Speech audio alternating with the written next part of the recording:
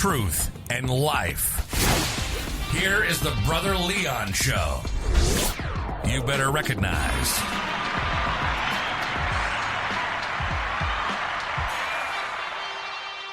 What's going on, listeners? This is your boy, Brother Leon, and you are tuning into another episode of the Brother Leon Show. So today, guys, we just want to celebrate President Biden and Vice President Harris.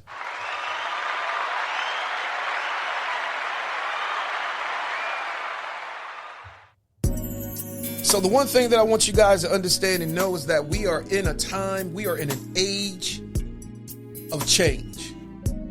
And so the one thing that I want you to see is this, is that God spoke yesterday.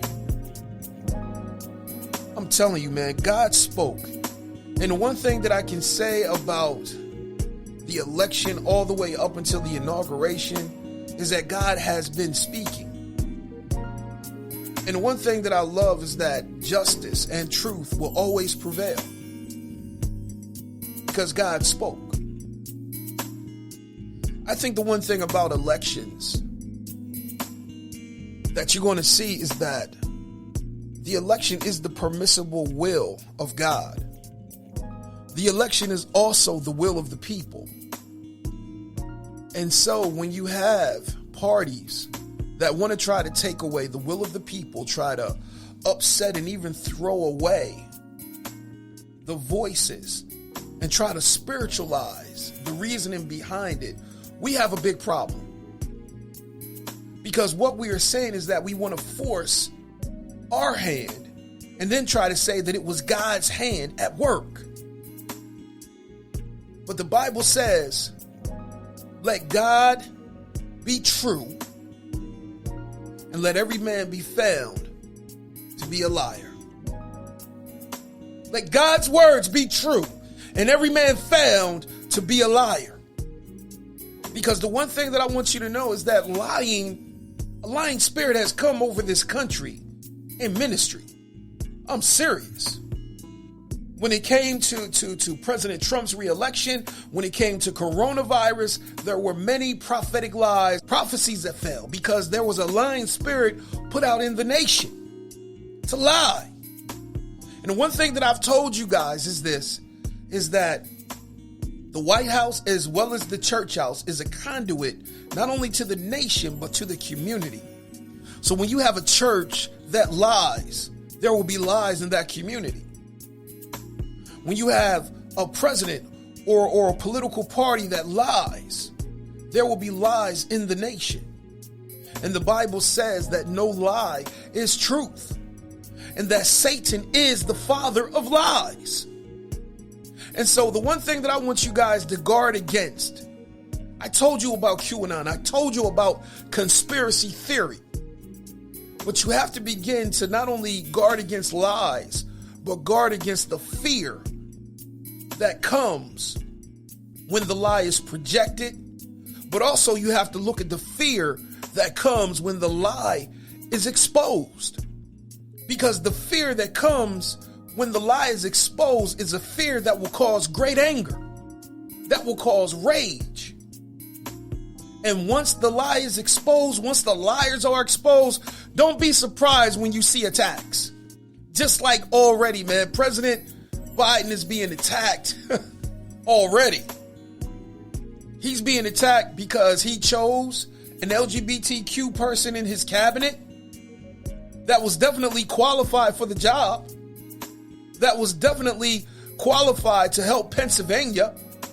But yet you have people saying that this is the beginning of the end for the American nation because of one cabinet pick.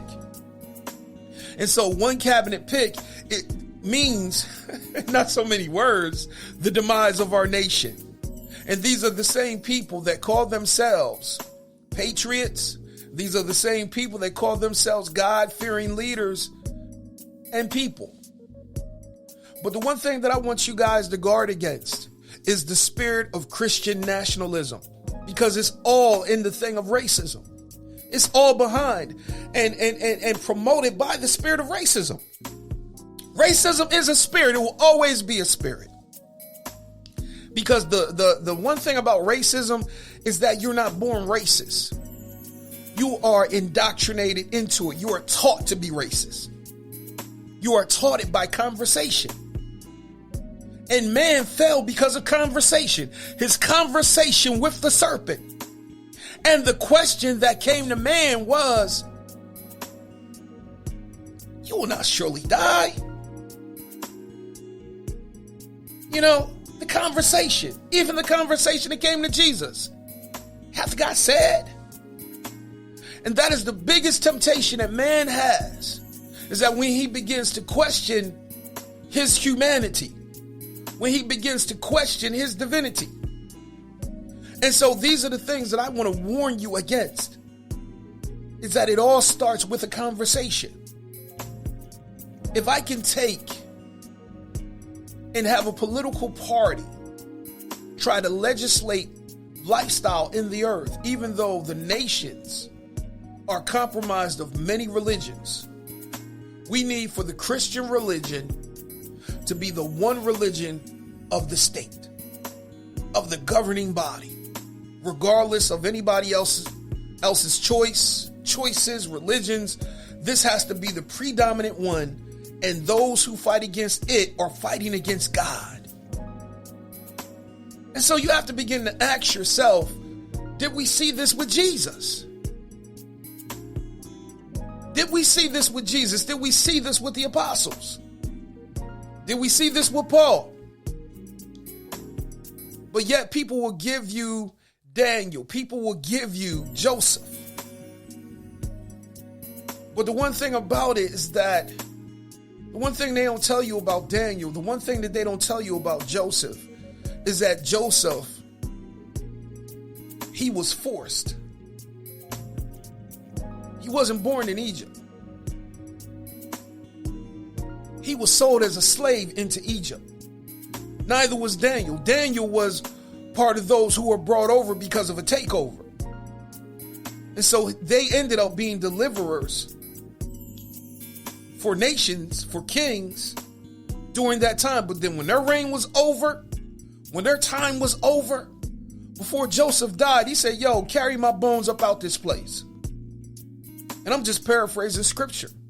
And so that just lets you know is that God, he will put godly people in government. And he will have deliverers in government. But it was for a time, it was for a season. It was never, for takeover. And this is what we hear. This is what we hear when you listen to Christian nationalism. That God has called us to uphold the Constitution, but yet the crazy thing about it is that part of the Constitution, it says that all men are created equal. But yet when you listen to Christian nationalism and you view it in the scope of the Constitution, it only means a certain set. It only means that group. It's not including everybody. Because when you say all men are created equal, then what about the men and women in the LGBTQ community? You don't want them. What about people of color and immigrants? You don't want them. You don't refer to them as being equal. And that has been the biggest challenge in church, is for churches to begin to see the humanity of the people it is called to reach. And the one thing that you have to realize is that everybody is not going to be saved. You have to realize that everybody in this world is not Christian. And I get the fact that, we want God to visit everybody. We want God in every aspect of our lives. But if you want God in every aspect of our lives, I think the thing that we need to do is to be better witnesses and not try to force it. Because we don't want the LGBTQ plus community forcing stuff on us. But yet we want to force Jesus. We want to force God. We want to force our Christian beliefs on people who may not hold them. And then the crazy thing about it is that there are so many people who are programmable. But I'm going to tell you this, the biggest detriment to churches are, number one, alpha men that are free thinkers. in the churches, in all honesty, they don't want those type of men. Because they don't want to be challenged. Especially if you know how to think, especially if you know how to read, especially if you can say, yo, why you saying that? I'm serious. I'm serious. There's so many men of God that are, talking about Nancy Pelosi and talking about Kamala Harris and calling her a Jezebel. But yet, I'm like, man, please, really? You a man of God. And you coming with insults. And you talking about New York? I'm serious, man. Listen to some of the stuff that Pastor Greg Locke has said. Listen to some of the stuff that Pastor Marcus Rogers has said. And you will understand why I say what I say and why I take the stance that I stand upon. Because at the end of the day, the Bible says that evil communications corrupt good manners, corrupt good morals. And people have been led astray by conspiracies that have no truth, that have no facts, that have been found to be lies. And the reason why people go with these things is because they need something to hold on to because of the fear. And I get it. Fear of coronavirus, the stress that is in this world because of the coronavirus, I get it.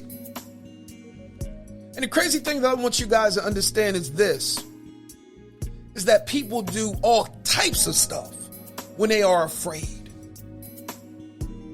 The two responses is fight or flight. And people fight and flee. The flight response. So you have to ask yourself, where are they fleeing to? Who are they fleeing to? They're fleeing to groups that's going to offer them protection. They are fleeing to groups and ideologies that's going to offer them strength and power. And whether it's Christian nationalism, whether it's white supremacy, then that's where they're going to go to, because number one, they have strength. They offer strength. They offer answers to questions that they don't have answers to. So it's easy for me to take and blame the Democrats. It's easy for us as Democrats to blame the GOP and the Republicans, because all of us need someone to blame.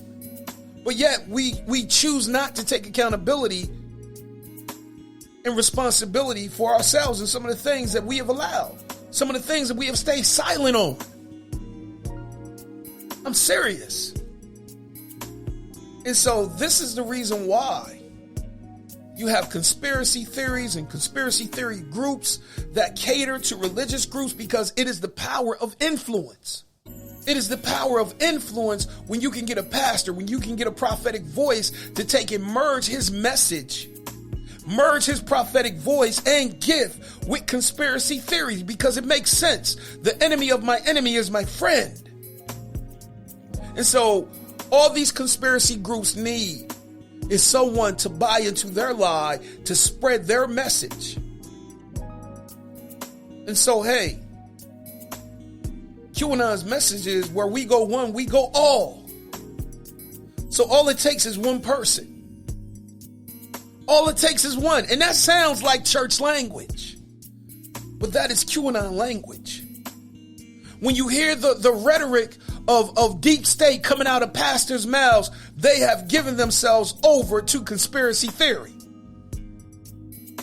When you hear about the cabal, when you hear about the storm coming out of pastors' mouths, prophets' mouths, they have given themselves over to conspiracy.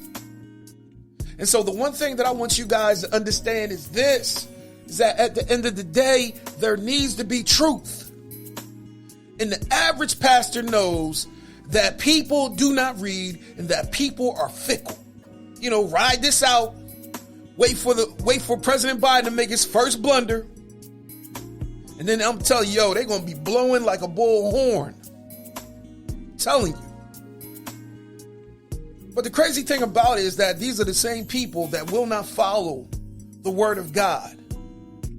Romans chapter 13, they will not follow that because they feel as though that God has not called me to follow unrighteous men.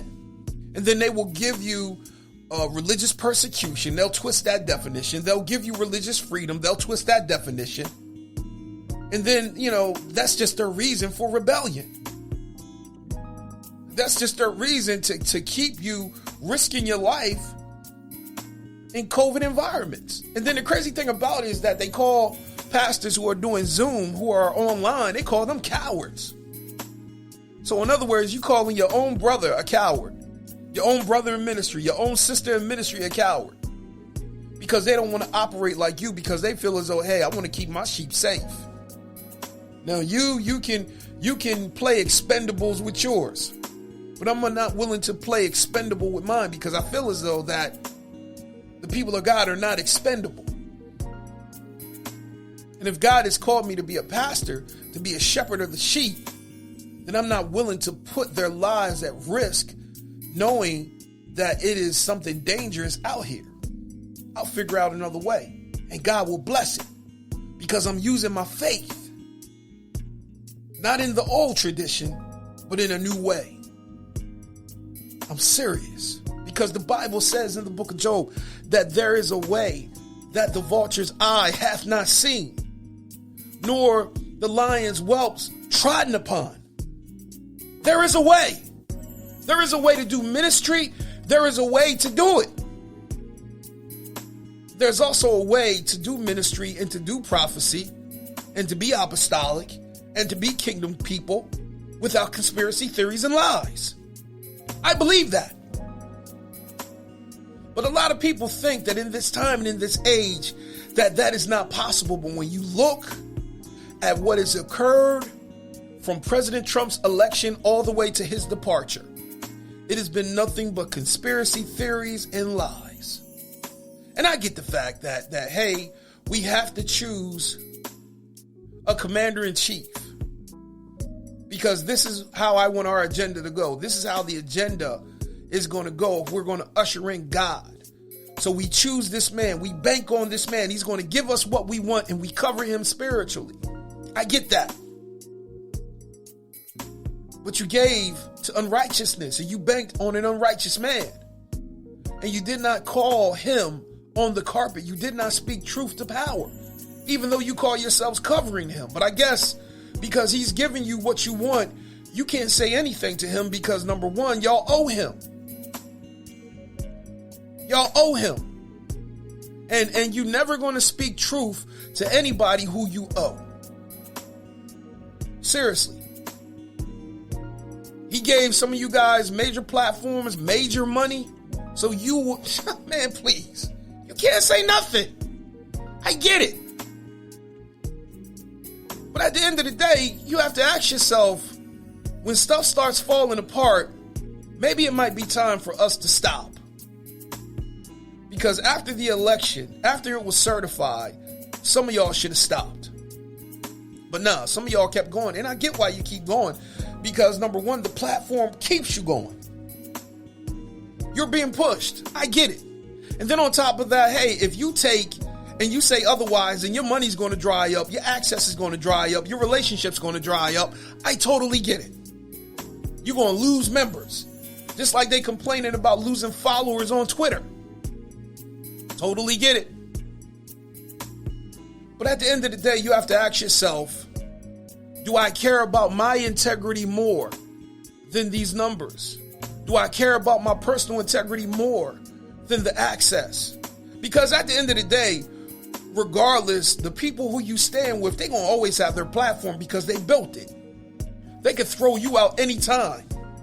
Whether you stand with them or not, they can say, hey, sorry, we got a better, newer, younger model. Seriously.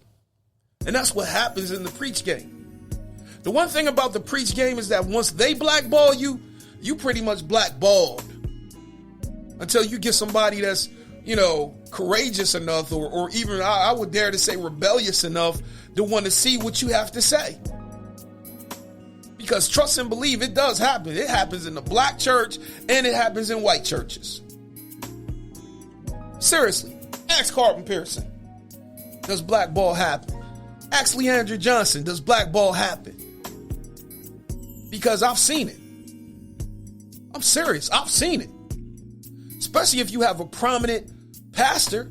If they are very prominent, if they put the word out on you, don't have you, a whole lot of people ain't going to have you. You ain't going nowhere. But if they say, have him, Yo, man, your calendar blowing up. Seriously. Your calendar is blowing up. And the one thing I want you guys to understand and know is this, is that this is how it is. It's how it is in ministry. I'm serious. But we have to get to the place where we stop having yes men around us and just be honest. And that's what happened with President Trump. He had so daggone many yes men. Who was going to speak to him? Because I told you this. He is neither Democrat nor Republican. He is for himself. And that's the God knows truth. But the one thing I want you to know is that this so-called storm did not happen. The storm that QAnon put out here that was going to happen, there was going to be a large arrest of Hillary Clinton, Barack Obama, and the cabal of Satan worshiping. Oh my God. I hate even saying it. It didn't happen. And the crazy thing is that now, people are even upset and disillusioned and discontent. Even in the QAnon groups or the conspiracy groups, because now they're saying, yo, what happened? There were even people that were saying, hey, God need to come through with a miracle because it's inauguration day and Joe Biden is getting up there. I'm serious. How is it that you can indirectly be asking God to do a miracle to stop that man that was chosen by the people? So in other words, you're having charismatic witchcraft asking God to curse. And there were preachers out here cursing people. I gave you a message that God is not going to curse what he has already blessed. He has blessed the will of the people because this is God's permissible will. The voting of the people was God's permissible will, and he is not going to curse what he has willed to happen. And he has blessed this. He has blessed the nation. So you have to ask yourself right now, man, what is my motivation? You have to begin to ask yourself, am I really going to follow God? Because at this point right now, man, some of the things and the rhetoric that I've seen people just put up here talking about, oh man, we going to hell. I guess you was okay with the hell we went through for the last 4 years. I guess you were okay with the white supremacy, the racism, and the killings of black bodies. I guess you was okay with that. I guess you were okay with people dying from COVID. I guess you were okay with that. I guess you were okay with the words and the attitudes of the president that just left office. I guess you was okay with that. Because we see the ones who promote it, and we see the ones who are even silent when they see it. And Martin Luther King even said, it will not be the words of our enemies that we remember, but it will be the silence of our friends. The church is supposed to be a friend, but we've seen the church be silent when it comes to issues of race. But yet, they want you as a black person to sing. They want you as a black person to even come and pray. But yet, when it comes to the issues of really dealing with things that happen in the black community, they don't want to hear it. When you get to talking about racism, they do not want to hear it. And the one thing that I want you guys to understand is at the end of the day, there will never be reconciliation. There will never be revival. There will never be whatever R you want to come up with. Revolution, restoration, redemption, without recognition. You got to have recognition. Because how is it that you can try to have restoration with people that you don't even recognize? How you going to call yourself being a restorer when you don't even recognize the people? How you going to call yourself a revivalist? A revivalist when you don't even recognize the people? How you going to call yourself reconciling when you don't even recognize? And Fred Price preached on this, and they tried to silence his voice because he gave up the tapes on everybody. And he showed the church world its hypocrisy. He showed what Christian nationalism looks like. He showed what white supremacy and patriotism looks like. And he also showed how Sundays are even still segregated, even though Malcolm X has been dead. The most segregated time in America is 11 o'clock on Sundays. Seriously.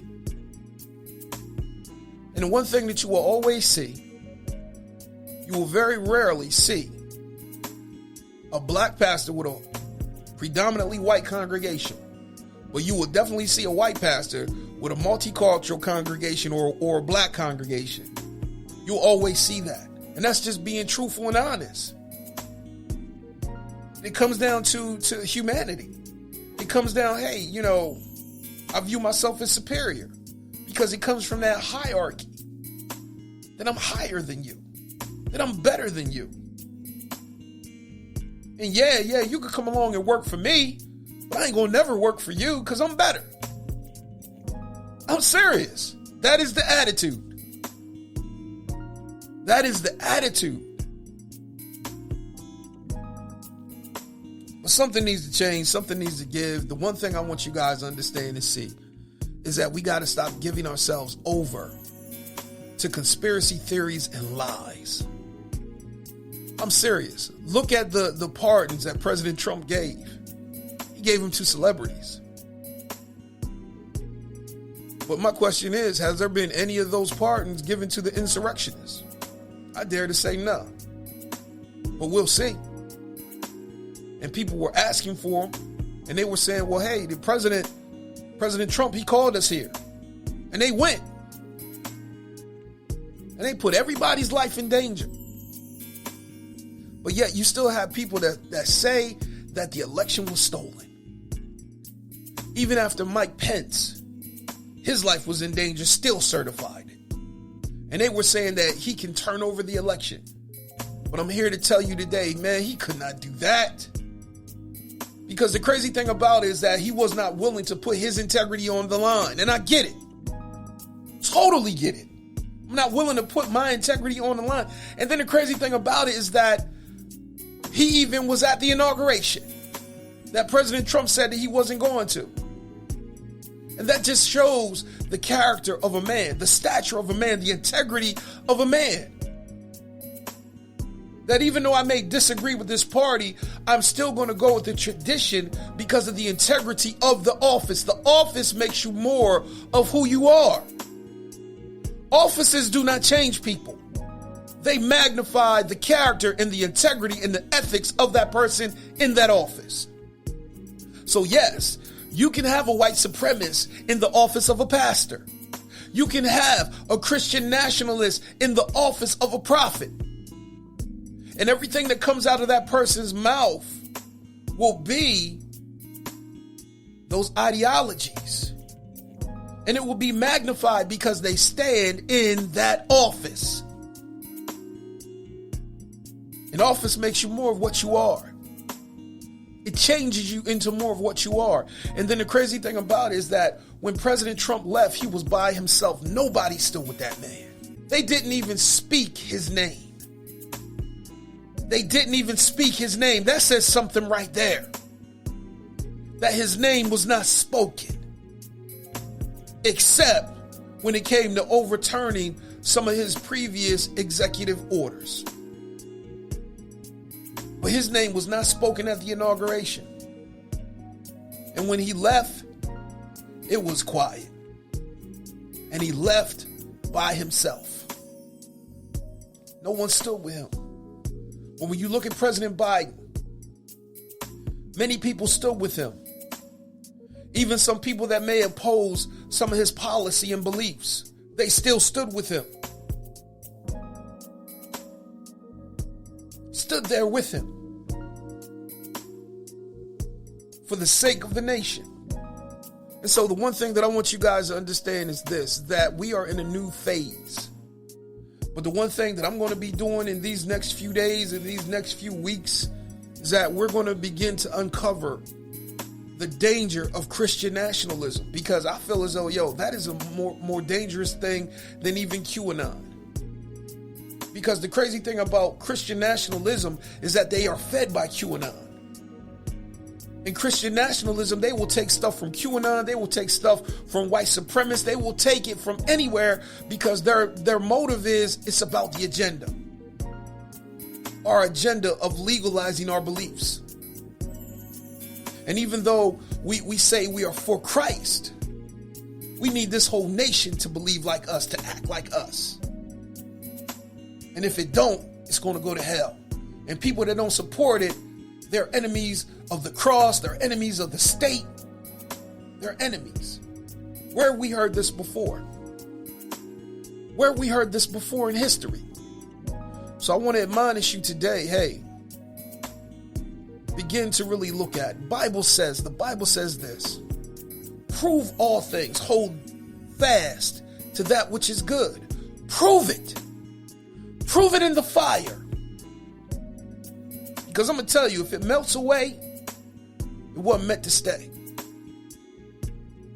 And that's the God knows truth. Because every man's works will be proven by fire, to see if they were righteous. But the Bible says, prove all things, hold fast to that which is good. Truth is good. Having all the facts is good. But the one thing that I love about truth is the one thing that will remain. Truth is the one thing that will make you free, because the Bible says, and you shall know the truth, and the truth shall make you free. So I'm here to tell you this morning, church, it's time to be free. I'm here to tell you this morning, listeners, it's time for us to be free. To be free. To be free from the fear. I'm telling you, man, there's so much xenophobia right now in our land. There's so much homophobia right now in our land. And the Bible says that the fearful will have their part in the lake of fire.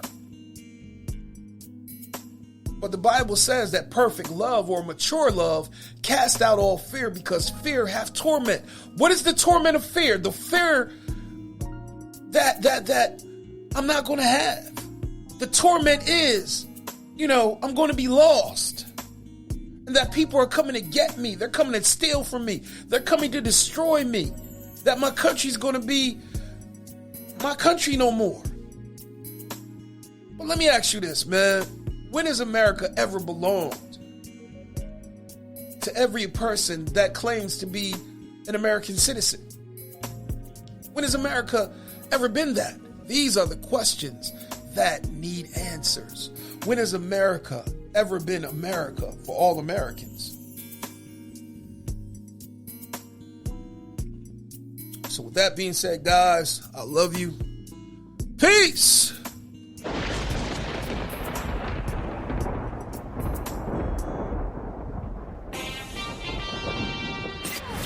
Walk in the truth that makes you free every day.